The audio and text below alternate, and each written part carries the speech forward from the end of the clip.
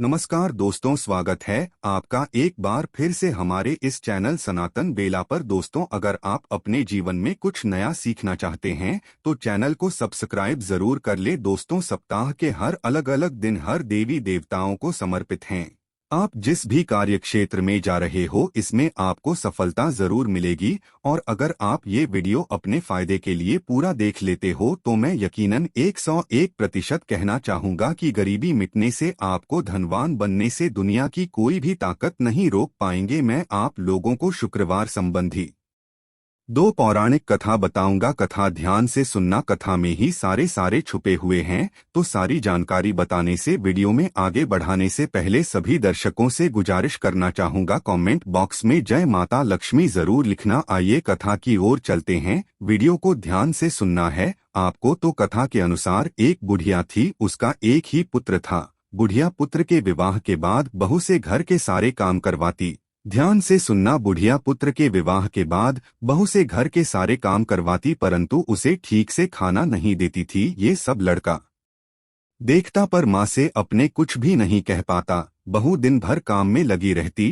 रोटी रसोई करती, बर्तन साफ करती, यहाँ तक कि कपड़े भी, और इसी में उसका सारा समय बीत जाता। काफी सोच विचार कर एक दिन लड़का अपने माँ से बोला, माँ मैं प्रदेश जा रहा हूँ। माँ को बेटे की बात पसंद आ गई तथा उसने जाने की आज्ञा दे दी। ध्यान से सुनना, इसके बाद वह अपनी पत्नी के पास जाकर बोला, मैं प्रदेश जा रहा हूँ, अपनी कुछ निशानी दे दो। उनके पत्नी बोली, अर्थात जो सासू माँ की बहू बोली कि मेरे पास तो निशानी देने योग्य कुछ भी नहीं है। ये कहकर वह पति के चरण में गिरकर रोने लगी। इससे पति के जूते पर गोबर से सने हाथों से छप गई। ध्यान से सुनना, गोबर से सने हाथ जो हैं उनके जूते पर छप गई। उसके पुत्र के जाने के बाद, जी हाँ, बुढ़िया के पुत्र के जाने के बाद उनके सास के अत्याचार बढ़ गए। उनके पति जाने के बाद उनके सास के अत्याचार बहुत बढ़ गए। एक दिन बहुत दुखी होकर मंदिर चली गई। वहां उसने देखा कि बहुत सी स्त्रियां पूजा कर रही थी। उसने स्त्रियों से व्रत के बारे में, तो वहां पे जितने भी महिला थी वो बोली कि हम संतोषी माता का व्रत कर रही है, इससे सभी तरह के कष्टों का नाश होता है। स्त्रों ने बताया कि शुक्रवार को नहा धोकर एक लोटे शुद्ध जल ले गुड़ चने का प्रसाद लेना है तथा सच्चे मन से माँ का पूजन करना चाहिए। खटाई भूल कर के भी मत खाना और नहीं किसी को देना। एक वक्ता अब को भोजन करना, इस तरह से उन्हें विधि भी बताया। व्रत विधि व्रत विधान सुनकर के अब वह प्रति शुक्रवार संयम से व्रत करने लगी। माता की कृपा से कुछ दिनों के बाद पति का पत्र आया। कुछ दिनों बाद पैसा भी आ गया। उसने प्रसन्न मन से फिर व्रत किया तथा मंदिर में जाकर अन्य स्त्रों को बोली कि संतोषी माँ की कृपा से हमें हमारे जो पति का पत्र तथा कुछ रुपया आया है। अन्य सभी स्त्री श्रद्धा से व्रत को करने लगी। बहू ने कहा कि हे माँ, जब मेरा पति घर आ जाए, हे संतोषी माँ, जब मेरा पति घर आ जाए तो मैं तुम्हारे व्रत का उद्यापन। कथा को ध्यान से सुनना दर्शकों। अब एक रात संतोषी माँ ने उसके पति को स्वप्न दिया और कहा कि तुम अपने घर क्यों नहीं जाती। तो वह कहने लगे, सेठ का सारा सामान अभी बिका नहीं है, रुपया भी अभी नहीं आया है। उसने सेठ को स्वप्न की सारी बात कही जो उनके पति। उसने अपने सेठ को सारी बात कही तथा घर जाने की इजाजत मांगी, पर सेठ ने इनकार कर दिया। माँ की कृपा से कई व्यापारी आए, सोना चांदी तथा अन्य सामान खरीद करके ले गए। कर्जादार भी रुपया लौटा। अब तो साहू ने उसे घर जाने की इजाजत दे दी। घर आकर पुत्र ने अपनी माँ व पत्नी को बहुत सारे रुपए दिए। पत्नी ने कहा कि मुझे संतोषी माता के व्रत का उद्यापन करना है। उसने सभी को न्योता दे उद्यापन की सारी तैयारी की। पड़ोसी की एक स्त्री उसे उनके जो सुखी है, तो पड़ोसी के एक स्त्री, जाहिर सी बात है, जब मानव आगे बढ़ते तो लोग ईर्ष्या करते हैं, द्वेष करते हैं। तो पड़ोस की एक स्त्री उसे उनके जो सुखी हैं इसे देखकर के ईर्ष्या करने लगी। उसने पाने बच्चों को सिखा दिया कि तुम भोजन के समय खटाई जरूर मांगना। उद्यापन के समय खाना खाते खाते बच्चे खटाई के लिए मचल उठी,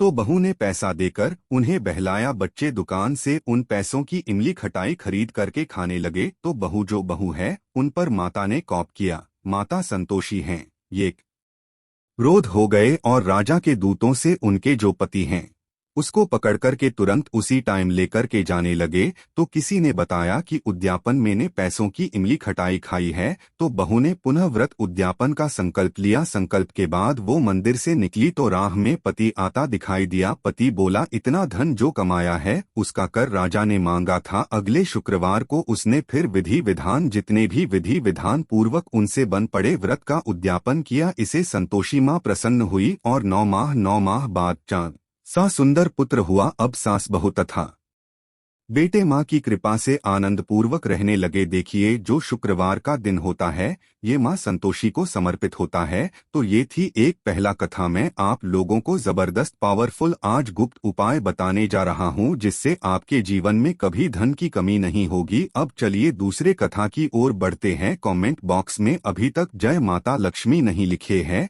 तो लिख देना। तो दूसरे कथा कुछ इस तरह से है। माणिकपुर नामक नगर में, ध्यान से सुनना, माणिकपुर नामक नगर में 3 मित्र रहते थे। उसमें से एक कायास्थान, एक वैश्य था। वे तीनों हमेशा साथ रहते थे। तीनों का विवाह हो चुका था। ब्राह्मण और कायस्थ का गौना हो चुका था, परंतु वैश्य का पुत्र इनकी जो गौना है ये नहीं हुआ था। उसके दोस्त उसे अक्सर कहा करते थे कि तुम अपने पत्नी को उसके मायके से ले क्यों नहीं आते।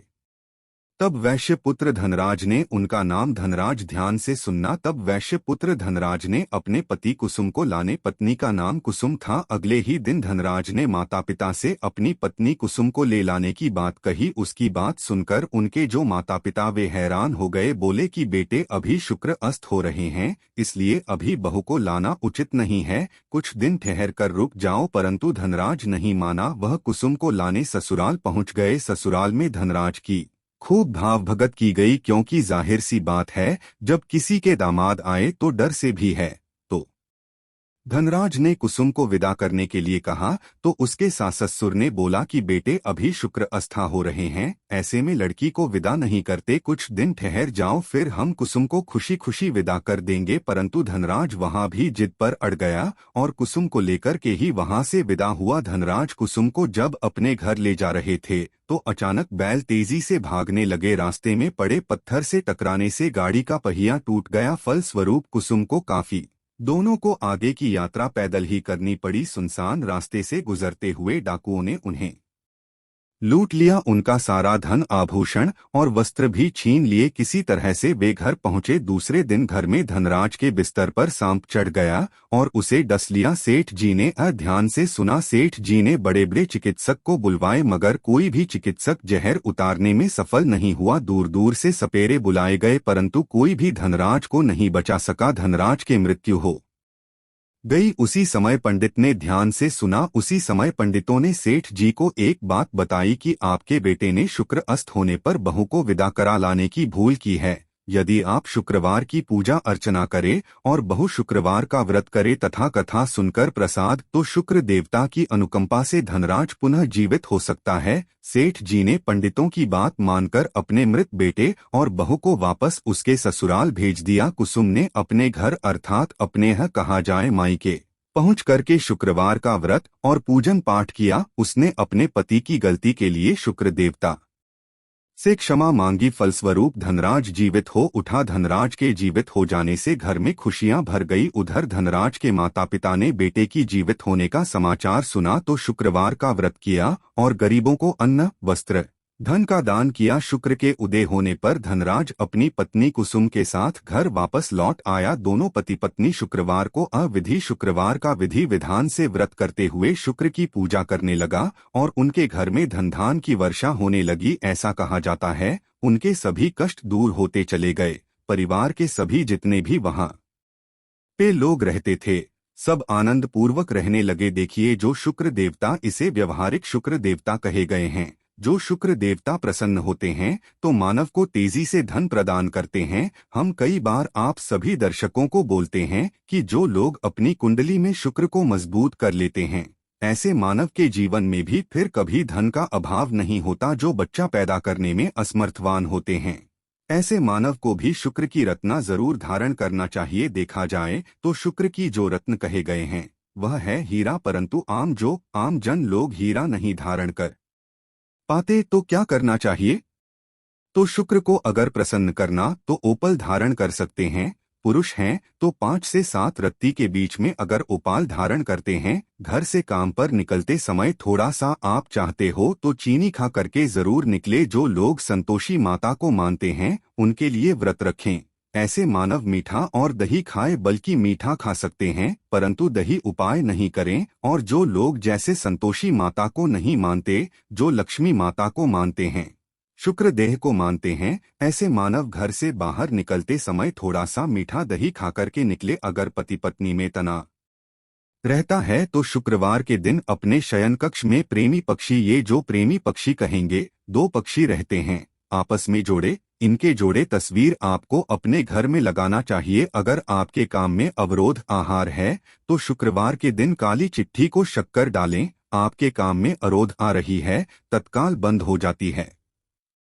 देखिए, गजलक्ष्मी माँ की उपासना करने से शुक्रवार के दिन संपत्ति और संतान की प्राप्ति होता है। जो मानव गजलक्ष्मी माता की उपासना करते हैं, ऐसे मानव को बिल्कुल ही न समाप्त होने वाला संपत्ति और संतान की प्राप्ति होता है। वीर लक्ष्मी माता की इस दिन उपासना करने से सौभाग्य स्वास्थ्य की प्राप्ति होता है, क्योंकि लक्ष्मी की 8 स्वरूप कहे गए हैं। लक्ष्मी का एक स्वरूप, कुछ लोग क्रोध आने पर भोजन की थाली फेंक देते हैं। इस तरह की आदत धन, वैभव एवं पारिवारिक शुक्ल के लिए नुकसानदायक होता है, नहीं फेंकना चाहिए। घर में स्थायी सुख और समृद्धि हो तो अगर आप चाहते हो घर में आपके स्थायी सुख एवं समृद्धि बने रहे तो पीपल के वृक्ष की छाया में खड़े होकर के, जी हाँ, लोहे के बर्तन में जल, चीनी, घी तथा दूध मिलाकर के पीपल के वृक्ष की जड़ में शुक्रवार के दिन डालना चाहिए। घर में लंबे समय तक अगर सुख समृद्धि नहीं आ रही तो तांबे के लोटे में डाल सकते हैं, बिल्कुल इनके जड़ में डालें। घर में अगर बार बार धन की हानि हो रही है तो शुक्रवार के दिन घर के मुख्य द्वार पर गुलाल छिड़ा करके गुलाल पर शुद्ध घी का 2 मुखी जो दीपक होता है, ये जलाना चाहिए। काफी राम उपाय कहे गए घर में सुखी समृद्धि लाने के लिए। आप ये सारे उपाय करें ना करें, एक उपाय और बता रहा हूँ। इस दिन संध्या काल के समय में ना दिन हो ना रात हो, जिसे हम संध्या काल के समय बोलते हैं। संध्या काल के समय में गौ माता को गुण और चने खिला देना। संध्या काल में क्या करना है, आपको गौ माता को गुण और चने खिला देने हैं। कोई उपाय करने की जरूरत नहीं, बस इसी उपाय से सारे जीवन आपको धन की कमी नहीं होगा। 8 तरह के लक्ष्मी इस उपाय से सिद्ध होते हैं, परंतु संध्या काल के समय में संध्या बेलान में, संध्या बेला में आपको खिलाना ना दिन होना चाहिए ना रात होना चाहिए, संध्या बेला होना चाहिए। जो सूर्य है वो लालिमा कलर की दिखना चाहिए। तो गुण और चने खिलाने से मानव को सभी तरह के देवी देवताओं के आशीर्वाद हासिल होते हैं, क्योंकि नवग्रह के साथ सभी देवी देवता किस में बसते हैं, गौ माता के शरीर के रोम रोम में, गौ माता के प्रत्येक हिस्से में बसते हैं, अपने सामर्थ्य अनुसार बसे हैं। तो आप जो हैं सभी देवी देवताओं की कृपा हासिल करना चाहते हैं, धनवान बनना चाहते हैं, आप विश्वास करें या ना करें, ये उपाय करने के बाद आपके जीवन में खुद परिवर्तन आता है। केवल 5 शुक्रवार तक काल के समय में गौ माता को गुड़ और चने खिला देना, जन्मों के पाप मिटेंगे, जन्मों की गरीबी एवं दुख तकलीफ समाप्त हो जाएंगे। अब करना नहीं करना ये आपके ऊपर निर्भर करता है, क्योंकि जानकारी हम बताते हैं वो जानकारी सटीक होते हैं, प्रभावी होते हैं, रामबाण की तरह काम करते हैं। आप माने ये ना माने, परंतु टोनेटोट के अपने असर दिखाते हैं, उपाय अपना असर दिखाते हैं। जिस तरह आप करंट को छुए, विद्युत को छुए, जो करंट वाला विद्युत कहे गए हैं, लाइट कहे गए हैं, इसे आप छूते हैं तो बिल्कुल ही करंट मारता ही है। जिस तरह आप आग में रखते हैं, आप जाने या ना जाने फिर भी आपके हाथ जलेंगे, उसी तरह जो ये सरल उपाय होते हैं, आप माने या ना माने, अपना असर बिल्कुल ही दिखाता है। तो आज की जानकारी पर समाप्त करता हूं। दर्शकों, जनहित एवं जन कल्याण के लिए हमने आज की इस वीडियो में बहुत सारे उपाय बताए। जो उपाय आपको अच्छा बन पड़े वो उपाय जरूर कीजिएगा, आपके जीवन में परिवर्तन जरूर आएंगे। देखने के लिए धन्यवाद।